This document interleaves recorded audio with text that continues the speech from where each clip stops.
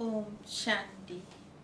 आज 14 जुलाई 2020 के बाबा के महावाक्य हैं। बाबा समझा रहे हैं, मीठे बच्चे, ये मुरली का सार है। इस शरीर की वैल्यू तब है जब इसमें आत्मा प्रवेश करे, लेकिन सजावट शरीर की होती है, आत्मा की नहीं। इस शरीर की वैल्यू तब है जब इसमें आत्मा प्रवेश करे, लेकिन सजावट शरीर की होती है, आत्मा की नहीं। आज का प्रश्न है, तुम बच्चों का फर्ज क्या है? तुम्हें कौन सी सेवा करनी है? तुम बच्चों का फर्ज क्या है और तुम्हें कौन सी सेवा करनी है? उत्तर है, तुम्हारा फर्ज है अपने हम जिन्स को नर से नारायण, नारी से लक्ष्मी बनने की युक्ति बताना। तुम्हें अब भारत की सच्ची रूहानी सेवा करनी है। तुम्हें ज्ञान का तीसरा नेत्र मिला है, तो तुम्हारी बुद्धि और चलन बड़ी रिफाइन होनी चाहिए। किसी में जरा भी मोह नहीं होना चाहिए। गीत है, नयनहीन को राह दिखाओ प्रभु मेरे। ओम शांति। डबल ओम शांति। तुम बच्चों को रिस्पॉन्ड करना चाहिए। अगर बाबा ओम शांति कहते, बच्चों को भी ओम शांति करनी चाहिए। हमारा स्वधर्म शांति है। तुम अब शांति के लिए थोड़े ही कहीं जाएंगे। देखो, मनुष्य मन की शांति के लिए कभी साधु संतों किस किस के पास जाते हैं। अब मन बुद्धि तो है आत्मा के आर्गन्स। जैसे ये शरीर के ऑर्गन हैं, वैसे मन बुद्धि और चक्षु भी। अब चक्षु तो जैसे कि ये नयन है, वैसे वह नहीं है। कहते हैं, हे प्रभु नयनहीन को राह दिखाओ। अर्थात नयन तो है, लेकिन तीसरा नयन नहीं है। अब प्रभु व ईश्वर कहने से वह बाबा का लव नहीं रहता है। बाबा से तो बच्चों को वर्षा मिलता है। यहाँ तो तुम बाप के सामने बैठे हो, पढ़ते भी हो। तुम्हें कौन पढ़ा रहा है? तुम ऐसे नहीं कहेंगे कि परमात्मा या हमें प्रभु पढ़ाते हैं। तुम कहेंगे हमें शिव बाबा पढ़ाते हैं। बाबा अक्षर तो बिल्कुल सिंपल है भी बाप दादा। आत्मा को आत्मा ही कहा जाता है, वैसे वह भी परम आत्मा है। वे कहते, मैं परम आत्मा यानी परमात्मा तुम्हारा बाप हूँ। फिर मुझ परम आत्मा का ड्रामा अनुसार नाम रखा हुआ है शिव बाबा। ड्रामा में सबका नाम भी तो चाहिए ना। शिव का भी मंदिर है। भक्ति मार्ग वालों ने तो एक के बदले अनेक नाम रख दिए हैं, फिर ढेर के ढेर मंदिर भी बनाते रहते हैं। चीज तो एक ही है। देखिए, सोमनाथ का मंदिर कितना बड़ा है और कितना सजाते हैं। महलों आदि की भी कितनी सजावट करते हैं। आत्मा की तो कभी कोई सजावट होती ही नहीं है। शरीर का तो भले कितना श्रृंगार करते हैं, वैसे परम आत्मा की भी सजावट नहीं की जाती है। वह तो बिंदी है। बाकी जो भी सजावट होती है वो सब शरीरों की होती है। बाबा तो कहते हैं, ना हमारी कोई सजावट है और ना ही आत्माओं की कोई सजावट है। आत्मा तो बिंदी है। इतनी छोटी सी बिंदी में कुछ पार्ट बजा ना सके ना। वे छोटी सी आत्मा शरीर में प्रवेश करती है तो देखो शरीर की कितने प्रकार की सजावट की जाती है। मनुष्यों के देखो कैसे कैसे नाम होते हैं, जैसे किंग क्वीन की कैसे सजावट करते हैं। अब आत्मा तो बिल्कुल सिंपल है। अभी तुम बच्चों ने ये भी समझा है, आत्मा ही ज्ञान धारण करती है। बाबा कहते हैं, मेरे में भी ज्ञान है। शरीर में थोड़े ही ज्ञान होता है। ज्ञान तो आत्मा के अंदर ही होता है। मुझे ये शरीर लेना पड़ता है तुमको सुनाने के लिए। हाँ, शिव बाबा ब्रह्मा बाबा का तन का आधार लेते हैं, फिर ज्ञान सुनाते हैं। शरीर के बगैर तो ये ज्ञान सुना नहीं सकते हैं। अब ये गीत बनाया है, कहते भी हैं, नयनहीन को राह दिखाओ। अब कौन किसको राह दिखाता है? परमात्मा आत्मा को राह दिखाती है। आत्मा ही पुकारती है, शरीर को तो 2 नेत्र हैं, अब 3 तो नहीं हो सकते हैं। तीसरे नेत्र को भी मस्तक में ही तिलक दिया जाता है। कोई तो सिर्फ बिंदी मुआफिक देते हैं, कोई लकीर निकाल लेते हैं। अब बिंदी तो आत्मा है, बाकी ज्ञान का तुम बच्चों को तीसरा नेत्र मिलता है। आत्मा को पहले ये ज्ञान का तीसरा नेत्र नहीं था। कोई भी मनुष्य मात्र को ये ज्ञान नहीं था, इसलिए उनको नेत्रहीन कहा जाता है। भले हाँ 2 चक्षु तो हैं, लेकिन 2 नयन होते हुए भी नयनहीन की उपाधि दी जाती है। बाकी ये आंखें तो सबको ही हैं। सारी दुनिया में कोई ये तीसरा नेत्र किसी को है नहीं।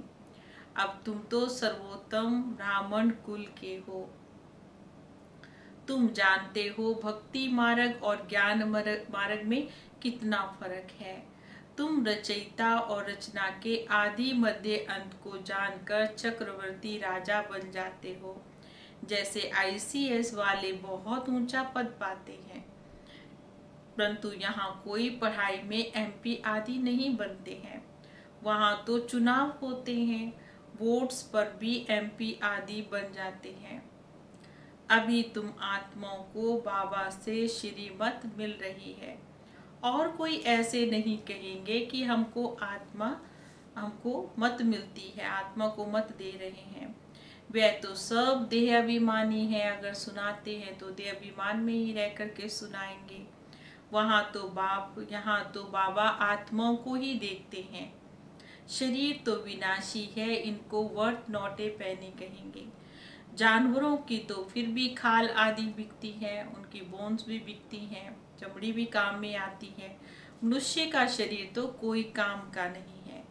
अब बाबा आकर हमको वर्थ पाउंड बना रहे हैं। तुम बच्चे जानते हो, अभी हम 100 देवता बन रहे हैं, तो ये भी बच्चों को नशा चढ़ा रहना चाहिए, परंतु ये नशा भी नंबरवार पुरुषार्थ अनुसार ही रहता है। देखो धन का भी नशा है। अभी तुम बच्चे बहुत धनवान बनते हो, तुम्हारी बहुत कमाई हो रही है, तुम्हारी महिमा भी अनेक प्रकार की है, तुम भी फूलों का बगीचा बनाते हो। सत्युग को कहा जाता है गार्डन ऑफ फ्लावर्स। इनका भी सैपलिंग कब लगता है ये भी किसी को मालूम नहीं है। तुमको बाप समझाते हैं, बुलाते भी हैं, हे भगवान आओ, उनको माली नहीं कहेंगे। माली तो तुम बच्चे हो जो इतने सेंटर्स को संभालते हो। अब माली तो अनेक प्रकार के हैं। माली हुए सेंटर्स में रहने वाले जो बच्चे हैं, और बागवान हुए शिव बाबा। मुगल गार्डन के माली को पगार भी इतना बड़ा मिलता ही होगा ना। बगीचा ऐसा सुंदर बनाते जो सब देखने के लिए आते हैं। मुगल लोग तो बहुत शौकीन होते थे। उनकी स्त्री मर गई तो महल बना दिया। देखो उनका भी नाम चला आता है, कितने अच्छे अच्छे यादगार बनाए जाते हैं। तो बाबा समझाते हैं कि मनुष्य की कितनी महिमा होती है। अब मनुष्य तो मनुष्य ही हैं। लड़ाई में भी ढेर के ढेर मनुष्य मरते हैं, फिर क्या करते हैं? देखो घास लेट पेट्रोल डालकर उनको खत्म कर दिया जाता है। कोई तो ऐसे ही रह पड़ते हैं, दफन थोड़े ही करते हैं। देखो कुछ भी मान नहीं है, तो अब तुम बच्चों को कितना नारायणी नशा चढ़ा रहना चाहिए। ये है विश्व के मालिकपन का नशा। सत्यनारायण की कथा है तो जरूर सत्यनारायण ही बनेंगे। हाँ, ये सत्यनारायण की कथा है तो उनको सुनने से हम नारायण ही बनेंगे, श्री लक्ष्मी जी ही बनेंगे। ये है विश्व के मालिक पने का नशा। आत्मा को ज्ञान का तीसरा नेत्र मिलता है, देने वाला तो बाबा है।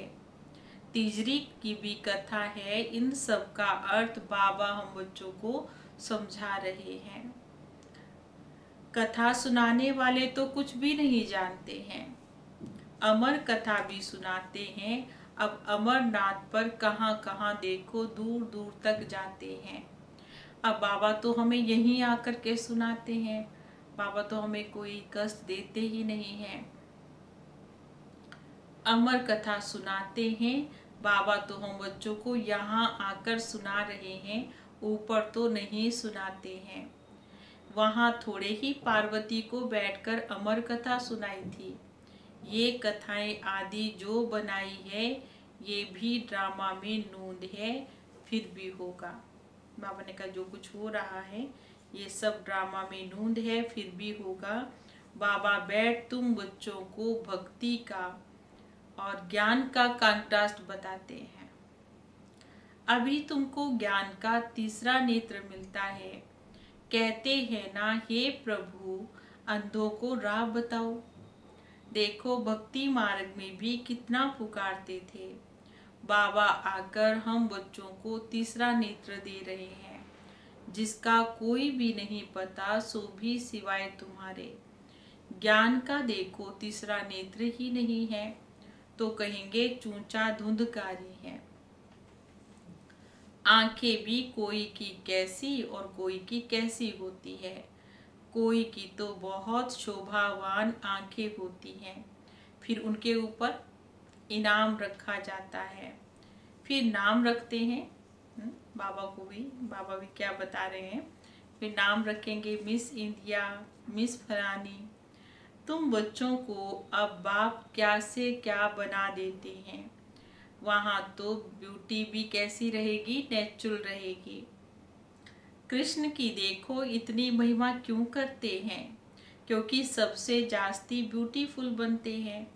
नंबर 1 में कर्मातीत अवस्था को पाते हैं, इसलिए नंबर 1 में गायन है। ये भी बाबा हम बच्चों को समझाते हैं। बाबा बार बार कहते हैं बच्चे मन मना भव।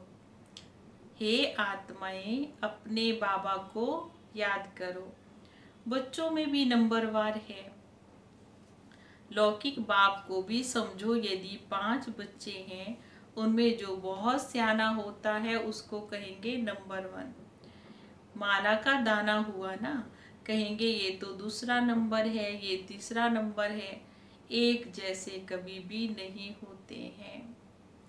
बाबा का प्यार भी कैसा है, बच्चों पर नंबरवार जाता है।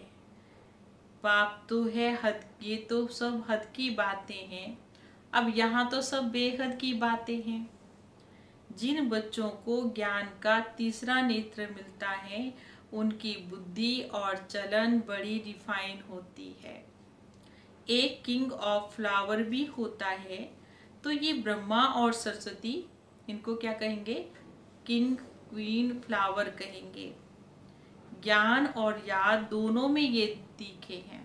बाबा हम बच्चों को क्या समझा रहे हैं कि वो ज्ञान और योग दोनों में तीखे हैं। तुम जानते हो हम देवता बनते हैं, इसलिए मुख के 8 रत्न भी बनते हैं। पहले पहले है फूल, फिर उसके बाद दिखाते हैं युगल दाना, दिखाते हैं ब्रह्मा सरस्वती को दिखाते हैं, माला को सिमरते हैं ना। वास्तव में तुम्हारा पूजन नहीं होता है, तुम्हारा सिमरन होता है। तुम्हारे ऊपर कभी भी फूल नहीं चढ़ सकते। ये बाबा ने कब की बात कही, ये अभी संगम युग की बात कही है कि अभी तुम्हारा पूजन नहीं होता है, तुम सिमरे जाएंगे। फूल तो तब चढ़ेंगे जब शरीर भी पवित्र हो जाएगा। यहाँ तो कोई का भी शरीर पवित्र नहीं है, सब विष से पैदा होते हैं, इसलिए उनको विकारी कहा जाता है। इन लक्ष्मी नारायण को कहते हैं संपूर्ण निर्विकारी। बच्चे तो जरूर पैदा होते हैं, ऐसे नहीं कोई ट्यूब से बच्चे पैदा होंगे। ये भी सब समझने की बातें हैं। तुम बच्चों को यहाँ 7 रोज भट्टी में बिठाया जाता है। भट्टी में कोई ईंटें तो पक जाती हैं, कोई फिर कच्ची रह जाती हैं। ये भी भट्टी का मिसाल देते हैं। अब ईंट की भट्टी का थोड़े ही वर्णन हो सकता है। फिर उसमें बिल्ली की भी बात है। कहते हैं कि गुल बकावली की कहानी में बिल्ली का नाम दिखाया है।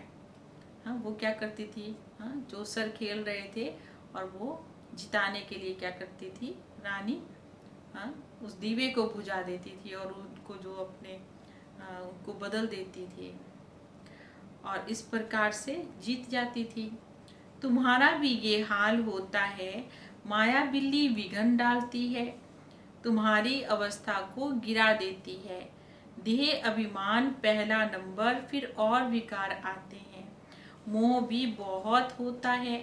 बच्ची कहे मैं भारत को स्वर्ग बनाने की सेवा करूंगी और माँ बाप कहेंगे मोहवश हम तुमको अलाउ नहीं करेंगे। कितना मोह है, तुम्हें मोह की बिल्ली या बिल्ला नहीं बनना है। तुम्हारी एम ऑब्जेक्ट है, बाबा आकर तुमको मनुष्य से देवता, नर से नारायण बनाते हैं। तुम्हारा भी फर्ज है अपने हम जिन्स की सेवा करना और भारत की सेवा करना। तुम जानते हो हम क्या थे और अभी हम क्या बन गए हैं। अभी फिर पुरुषार्थ करो राजाओं का राजा बनने का। बाबा हम बच्चों को क्या करा रहे हैं, पुरुषार्थ कराते हैं राजाओं का भी राजा बनने के लिए। तुम जानते हो हम अपना राज्य स्थापन कर रहे हैं, इसमें कोई भी तकलीफ की बात नहीं है। विनाश के लिए भी ड्रामा में युक्ति रची जाती है ना। आगे भी मिसाइल से लड़ाई लगी थी। जब तुम्हारी तैयारी पूरी हो जाएगी, सब फूल बन जाएंगे तो विनाश भी हो जाएगा। देखो कोई किंग ऑफ फ्लावर है, कोई गुलाब है, कोई मोतिया है। हर एक अपने को अच्छी रीति समझ सकते हैं। हम अग के फूल हैं या फिर हम फूल हैं। बहुत हैं जिनमें ज्ञान की कुछ भी धारणा नहीं है। अब नंबर वार तो बनेंगे, या तो बिल्कुल हाईएस्ट बनेंगे या फिर बिल्कुल लोएस्ट बनेंगे। राजधानी तो यहाँ ही बनती है। शास्त्रों में भी दिखाया है, पांडव गल मरे, उसके बाद क्या हुआ कुछ भी नहीं जानते हैं। कथाएं तो बहुत बनाई है, ऐसी कोई बातें होती नहीं है। अभी तुम बच्चे कितने स्वच्छ बुद्धि बनते हो। बाबा तुमको बहुत प्रकार से समझाते रहते हैं। ये कितनी सहज बातें हैं। सिर्फ बाबा को याद करना है और वर्षे को याद करना है। बाबा कहते हैं मैं पतित पावन हूँ, तुम्हारी आत्मा और शरीर दोनों पतित हैं। अब तुमको पावन बनना है। आत्मा पवित्र बनती है तो ये शरीर भी पवित्र बन जाता है। अभी तुमको मेहनत करनी है। बाबा कहते हैं बच्चे बहुत कमजोर हैं। क्या करते हैं, उनको याद में बहुत कच्चे हैं और बार बार भूल जाते हैं। बाबा खुद अपना अनुभव भी सुनाते हैं। भोजन पर याद करने बैठता हूँ कि शिव बाबा हमको खिला रहे हैं, लेकिन फिर भी भूल जाता हूँ। फिर स्मृति में फिर आएगा। तुम्हारे में भी नंबरवार पुरुषार्थ अनुसार है। कोई तो बंधन मुक्त होते हुए भी फिर फंस जाते हैं। बाबा ने कहा कई बच्चे ऐसे हैं जिनको कोई बंधन नहीं है, फिर भी क्या करते हैं, बंधनों में फंसे रहते हैं। हाँ, जबकि वो समय उन्हें पुरुषार्थ में नहीं देना चाहिए, बाबा को याद करने में देना चाहिए, लेकिन फिर भी क्या कर जाते हैं, फिर भी जबरदस्ती बंधन में फंसे रहते हैं। धर्म के भी बच्चे बना लेते हैं। अगर अपना बच्चा नहीं है तो धर्म का कोई बच्चा बना लिया। अभी तुम बच्चों को ज्ञान का तीसरा नेत्र देने वाला बाबा मिला है। इनको फिर नाम दिया है तिजरी की कथा, तीसरा नेत्र मिलने की कथा। अब तुम नास्तिक से आस्तिक बनते हो। बच्चे जानते हैं बाबा बिंदी है, उनको ज्ञान का सागर कहते हैं। वह तो कह देते हैं नाम रूप से न्यारा है। अरे ज्ञान का सागर तो जरूर ज्ञान सुनाने वाला ही होगा। इनका रूप भी देखो, लिंग दिखाते हैं, फिर उनको नाम रूप से न्यारा कैसे कहेंगे। कितने सैकड़ों नाम देखो, भगवान के भी रख देते हैं। बच्चों की बुद्धि में ये ज्ञान अच्छी रीति रहना चाहिए। कहते भी हैं परमात्मा तो ज्ञान का सागर है, और कहते हैं सारा जंगल कलम बनाओ तो भी उनका अंत नहीं हो सकता है। ऐसे परमपिता परमात्मा की महिमा है। हाँ, खुद सरस्वती माँ भी आकर के अगर बैठकर लिखना चाहे तो भी लिख नहीं सकेंगी। अच्छा, मीठे मीठे सिकी लदे बच्चों प्रति माता पिता बाप दादा का याद प्यार और गुड मॉर्निंग। रूहानी बाप की रूहानी बच्चों को नमस्ते। हम रूहानी बच्चों की रूहानी बाबा को बहुत बहुत नमस्ते। गुड मॉर्निंग बाबा। ओम शांति। और धारणा के लिए ये मुख्य पॉइंट्स हैं। सबसे पहली पॉइंट है, अभी हम बाबा के द्वारा बर्थ पाउंड बन रहे हैं। हम सो देवता बनने वाले हैं। इसी नारायणी नशे में रहना है।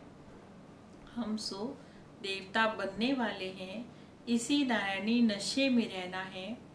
बंधन मुक्त बनकर सेवा करनी है। किसी भी बंधनों में नहीं फंसना है। अभी बाबा हम बच्चों को बंधनों से छुड़ा रहे हैं, तो कहते किसी भी बंधनों में नहीं फंसना है।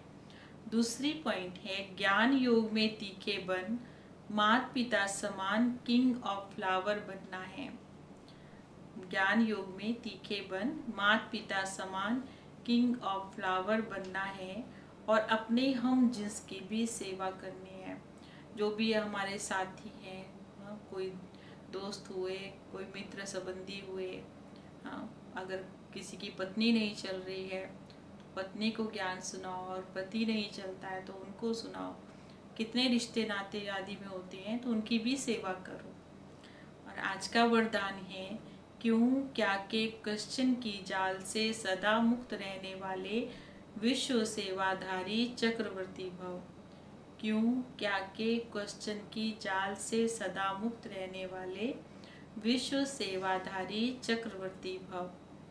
जब स्वदर्शन चक्र राइट की तरफ चलने के बजाय रॉन्ग में चले जाते हैं, तब मायाजीत बनने के बजाय पर के दर्शन के उलझन के चक्र में आ जाते हैं, जिसमें क्यों और क्या के क्वेश्चन की जाल बन जाती है। और जो स्वयं ही रचते हैं और फिर स्वयं ही उसमें फंस जाते हैं। इसलिए नॉलेजफुल बन स्वदर्शन चक्र फिराते रहो। स्व का दर्शन बाबा ने कहा करते भी रहो, और अपने जन्मों का बाबा ने कहा कैसे हमने चक्र लगाया उसको देखते रहो। तो क्यों और क्या के क्वेश्चन की जाल से सदा मुक्त हो, योग युक्त जीवन मुक्त चक्रवर्ती बन बाबा के साथ विश्व कल्याण की सेवा में चक्र लगाते रहेंगे। विश्व सेवाधारी चक्रवर्ती राजा बन जाएंगे। और स्लोगन है, प्लेन बुद्धि से प्लान को प्रैक्टिकल में लाओ। प्लेन बुद्धि से प्लान को प्रैक्टिकल में लाओ तो सफलता समाई हुई है। तो इसलिए बाबा ने कहा कोई भी प्लान बनाना हो तो अपनी बुद्धि को बिल्कुल प्लेन कर लो। और प्लेन बुद्धि से कोई भी प्लान बनाएंगे तो बाबा भी हमें टच करता है, बाबा भी हमें मदद करता है, और बाबा की मदद है तो उस कार्य में सफलता हुई पड़ी है। ओम शांति।